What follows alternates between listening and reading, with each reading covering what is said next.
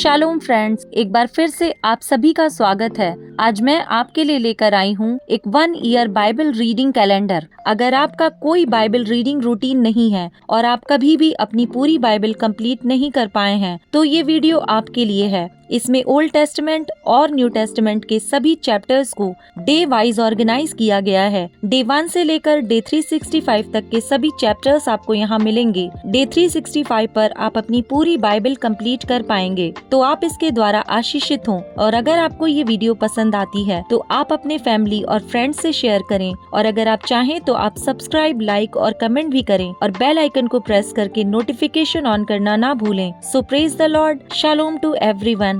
Let's get started. Day 154, chapter number 10, Israel के राज्य का 2 भाग हो जाना।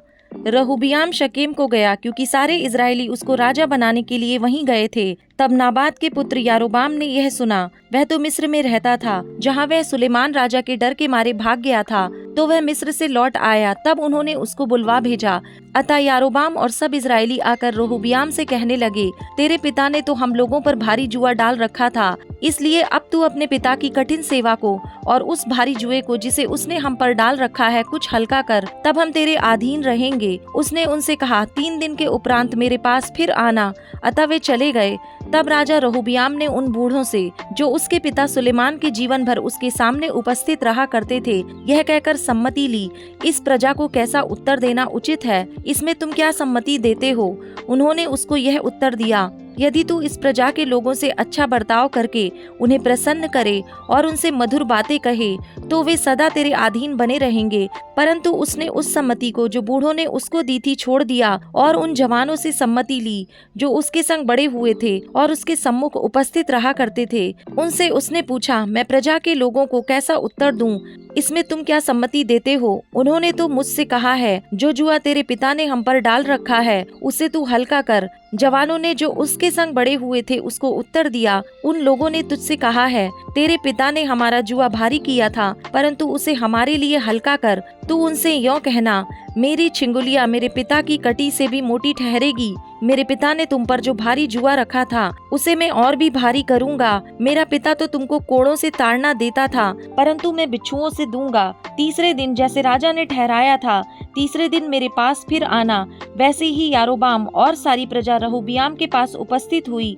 तब राजा ने उससे कड़ी बातें की, और रहोबियाम राजा ने बूढ़ों की दी हुई सम्मति छोड़कर जवानों की सम्मति के अनुसार उनसे कहा, मेरे पिता ने तो तुम्हारा जुआ भारी कर दिया था, परंतु मैं उसे और भी कठिन कर दूंगा। मेरे पिता ने तो तुमको कोड़ों से ताड़ना दी, परंतु मैं बिच्छुओं से ताड़ना दूंगा। इस प्रकार राजा ने प्रजा की विनती ना मानी।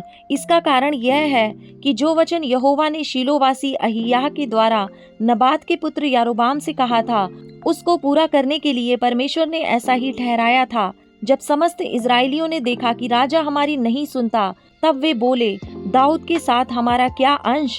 हमारा यिशै के पुत्र में कोई भाग नहीं है। हे इज़राइलियों, अपने अपने डेरे को चले जाओ। अब हे दाऊद, अपने ही घराने की चिंता कर। तब सब इज़राइली अपने डेरे को चले गए। केवल जितने इज़राइली यहूदा के नगरों में बसे हुए थे, उन्हीं पर रहोबियाम राज्य करता रहा। तब राजा रहोबियाम ने हदोराम को, जो सब बेगारों पर अधिकारी था, भेज दिया, और इज़राइलियों ने उस पर पथराव किया और वह मर गया।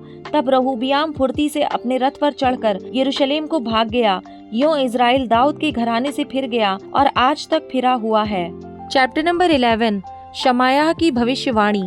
जब रहोबियाम यरूशलेम को आया, तब उसने यहूदा और बिन्यामीन के घराने को, जो मिलकर 1,80,000 अच्छे योद्धा थे, इकट्ठा किया कि इज़राइल के साथ युद्ध करे, जिससे राज्य रहोबियाम के वश में फिर आ जाए। तब यहोवा का यह वचन परमेश्वर के भक्त शमायाह के पास पहुंचा। यहूदा के राजा सुलेमान के पुत्र रहोबियाम से और यहूदा और बिन्यामीन के सब इज़राइलियों से कह, यहोवा यों कहता है कि अपने भाइयों पर चढ़ाई करके युद्ध ना करो, तुम अपने अपने घर लौट जाओ, क्योंकि यह बात मेरी ही ओर से हुई है। यहोवा के ये वचन मानकर वे यारोबाम पर बिना चढ़ाई किए लौट गए। रहोबियाम का नगरों को दृढ़ करना। रहोबियाम यरूशलेम में रहने लगा और यहूदा में बचाव के लिए ये नगर दृढ़ किए, अर्थात बैतलहम, एताम, तकोआ, बेतसूर, सोको, अदुल्लाम, गत, मारेशा, जीप, अदोरैम, लाकीश, अजेका, सोरा, अय्यालोन और हेब्रोन, जो यहूदा और बिन्यामीन में है, दृढ़ किया। उसने दृढ़ नगरों को और भी दृढ़ करके उनमें प्रधान ठहराए और भोजन वस्तु और तेल और दाखमधु के भंडार रखवा दिए। फिर एक एक नगर में उसने ढालें और भाले रखवाकर उनको अत्यंत दृढ़ कर दिया। यहूदा और बिन्यामीन तो उसके अधिकार में थे।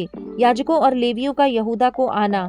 सारे इज़राइल के याजक और लेवीय भी अपने सारे देश से उठकर उसके पास गए। यूं लेवीय अपनी चराइयों और निज भूमि को छोड़कर यहूदा और यरूशलेम में आए, क्योंकि यारोबाम और उसके पुत्रों ने उनको निकाल दिया था कि वे यहोवा के लिए याजक का काम ना करें। और उसने ऊंचे स्थानों और बकरा देवताओं और अपने बनाए हुए बछड़ों के लिए अपनी ओर से याजक ठहरा लिए। लेवियों के बाद इज़राइल के सब गोत्रों में से जितने मन लगाकर इज़राइल के परमेश्वर यहोवा के खोजी थे, वे अपने पितरों के परमेश्वर यहोवा को बलि चढ़ाने के लिए यरूशलेम को आए। उन्होंने यहूदा का राज्य स्थिर किया और सुलेमान के पुत्र रहोबियाम को 3 वर्ष तक दृढ़ कराया, क्योंकि 3 वर्ष तक वे दाऊद और सुलेमान की लीक पर चलते रहे। रहोबियाम का परिवार। रहोबियाम ने एक स्त्री से विवाह कर लिया, अर्थात महलत से, जिसका पिता दाऊद का पुत्र यरीमोत और माता यिशै के पुत्र एलियाब की बेटी अबीहैल थी। उससे यूश, शमर्याह और जाहम नामक पुत्र उत्पन्न हुए। उसके बाद उसने अबशालोम की बेटी माका से विवाह कर लिया और उससे अबीहा, अत्ते, जीजा और शलोमीत उत्पन्न हुए। रहोबियाम ने 18 रानियां ब्याह और 60 रखेलियां रखीं और उसके 28 बेटे और 60 बेटियां उत्पन्न हुईं। अबशालोम की बेटी माका से वह अपनी सब रानियों और रखेलियों से अधिक प्रेम रखता था। रहोबियाम ने माका के बेटे अबीयाह को मुख्य और सब भाइयों में प्रधान इस विचार से ठहरा दिया कि उसे राजा बनाए। उसने समझबूझकर काम किया और उसने अपने सब पुत्रों को अलग अलग करके यहूदा और बिन्यामीन के सब देशों के सब गढ़ वाले नगरों में ठहरा दिया और उन्हें भोजन वस्तु बहुतायत से दे दी और उनके लिए बहुत सी स्त्रियां ढूंढी। Chapter number 12। यहूदा पर मिस्र का आक्रमण। परंतु जब रहोबियाम का राज्य दृढ़ हो गया और वह आप स्थिर हो गया, तब उसने और उसके साथ सारे इज़राइल ने यहोवा की व्यवस्था को त्याग दिया। उन्होंने जो यहोवा से विश्वासघात किया, इस कारण राजा रहोबियाम के 5वें वर्ष में मिस्र के राजा शीशक ने 1200 रथ और 60,000 सवार लिए हुए यरूशलेम पर चढ़ाई की। और जो लोग उसके संग मिस्र से आए, अर्थात लूबी, सुक्कियई, कूशी, ये अनगिनत थे, उसने यहूदा के गढ़ वाले नगरों को ले लिया और यरूशलेम तक आया। तब शमायाह नबी रहोबियाम और यहूदा के हाकिमों के पास, जो शीशक के डर के मारे यरूशलेम में इकट्ठा हुए थे, आकर कहने लगा, यहोवा यूं कहता है कि तुमने मुझको छोड़ दिया है, इसलिए मैंने तुमको छोड़कर शीशक के हाथ में कर दिया है। तब इज़राइल के हाकिम और राजा दीन हो गए और कहा, यहोवा धर्मी है। जब यहोवा ने देखा कि वे दीन हुए हैं, तब यहोवा का यह वचन शमायाह के पास पहुंचा, वे दीन हो गए हैं, मैं उनको नष्ट ना करूंगा, मैं उनका कुछ बचाव करूंगा और मेरी जलजलाहट शीशक के द्वारा यरूशलेम पर ना भड़केगी, तो भी वे उसके अधीन रहेंगे, ताकि वे मेरी और देश देश के राज्यों की सेवा में अंतर को जान लें। तब मिस्र का राजा शीशक यरूशलेम पर चढ़ाई करके यहोवा के भवन की अनमोल वस्तुएं और राजभवन की अनमोल वस्तुएं उठा ले गया। वह सब कुछ उठा ले गया और सोने की जो ढालें सुलेमान ने बनाई थीं, उनको भी वह ले गया। तब राजा रहोबियाम ने उनके बदले पीतल की ढालें बनवाई और उन्हें पहरुओं के प्रधानों के हाथ सौंप दिया, जो राजभवन के द्वार की रखवाली करते थे। जब जब राजा यहोवा के भवन में जाता, तब तब पहरुए आकर उन्हें उठा ले चलते और फिर पहरुओं की कोठरी में लौटाकर रख देते थे। जब रहोबियाम दीन हुआ, तब यहोवा का क्रोध उस पर से उतर गया और उसने उसका पूरा विनाश ना किया, और यहूदा की दशा कुछ अच्छी भी थी। रहोबियाम के राज्य का संक्षिप्त विवरण और उसकी मृत्यु। अतः राजा रहोबियाम यरूशलेम में दृढ़ होकर राज्य करता रहा। जब रहोबियाम राज्य करने लगा, तब 41 वर्ष की आयु का था और यरूशलेम में, अर्थात उस नगर में जिसे यहोवा ने अपना नाम बनाए रखने के लिए इज़राइल के सारे गोत्र में से चुन लिया था, 17 वर्ष तक राज्य करता रहा। उसकी माता का नाम नामा था, जो अम्मोनी स्त्री थी। उसने वह कार्य किया जो बुरा है, अर्थात उसने अपने मन को यहोवा की खोज में ना लगाया। आदि से अंत तक रहोबियाम के काम क्या शमायाह नबी और इद्दोदर्शी की पुस्तकों में वंशावलियों की रीति पर नहीं लिखे हैं? रहोबियाम और यारोबाम के बीच तो लड़ाई सदा होती रही और रहोबियाम अपने पुरखाओं के संग सो गया और दाऊदपुर में उसको मिट्टी दी गई और उसका पुत्र अबीहा उसके स्थान पर राज्य करने लगा। John chapter number 13 verse number 18 to 38। मैं तुम सब के विषय में नहीं कहता, जिन्हें मैंने चुन लिया है मैं उन्हें जानता हूँ, परंतु यह इसलिए है कि पवित्र शास्त्र का यह वचन पूरा हो, जो मेरी रोटी खाता है उसने मुझ पर लात उठाई। अब मैं उसके होने से पहले तुम्हें जताए देता हूँ कि जब यह हो जाए तो तुम विश्वास करो कि मैं वही हूँ। मैं तुमसे सच सच कहता हूँ कि जो मेरे भेजे हुए को ग्रहण करता है वह मुझे ग्रहण करता है, और जो मुझे ग्रहण करता है वह मेरे भेजने वाले को ग्रहण करता है। विश्वासघात की ओर संकेत। ये बातें कहकर यीशु आत्मा में व्याकुल हुआ और यह गवाही दी, मैं तुमसे सच सच कहता हूँ कि तुम में से एक मुझे पकड़वाएगा। चेले संदेह से कि वह किसके विषय में कहता है एक दूसरे की ओर देखने लगे। उसके चेलों में से एक, जिससे यीशु प्रेम रखता था, यीशु की छाती की ओर झुका हुआ बैठा था। शमौन पतरस ने उसकी ओर संकेत करके उससे पूछा, बता तो वह किसके विषय में कहता है। तब उसने उसी तरह यीशु की छाती की ओर झुके हुए उससे पूछा, हे प्रभु वह कौन है? यीशु ने उत्तर दिया, जिसे मैं ये रोटी का टुकड़ा डुबा कर दूंगा वही है। और उसने टुकड़ा डुबाकर शमौन इस्करियोती के पुत्र यहूदा को दिया। टुकड़ा लेते ही शैतान उसमें समा गया। तब यीशु ने उससे कहा, जो तू करता है तुरंत कर।